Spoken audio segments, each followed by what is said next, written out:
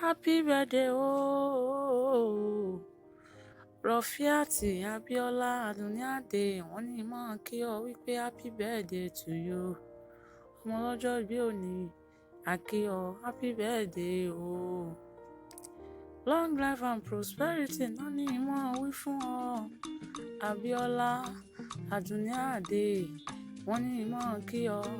Rafia, ó kú ọjọ́ ìbí rẹ òní. Happy birthday o.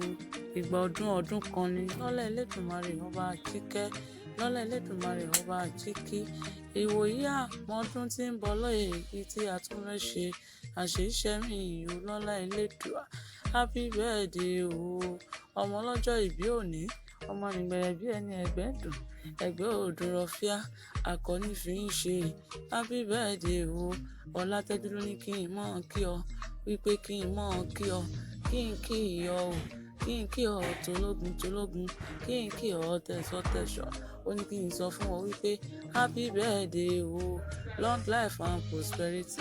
Ìgbà ọdún kan ni lọ́lá Elédùmarè. Happy birthday o Rafia.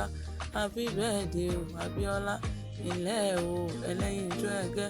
Ilẹ̀ o aya wọ́n ní mọ̀ kí ọ o.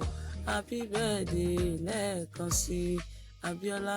Ilẹ̀ ọmọ wa, ọmọ ẹkùn láàfin, ọmọ oyè láàfin, ọmọ ọlá, ọmọ ọlà, ọmọ lọ́la olóríire. Wọ́n ní mọ̀ kí ọ pé àṣeyíṣẹ́ ẹ̀mí lọ́lá Elédùmarè.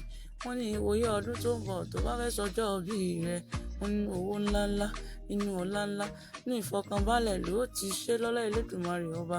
Wọ́n ní mọ̀ kí ọ wípé happy birthday. Ní òun bá ń gbọ́ ta ní ìkọrin ewì kí n kí ọ, kó mọ̀ bá mi kí. Àánú Olúwapọ̀ ló ní kí n kọrin ewì kí n kí ọ wípé happy birthday to you.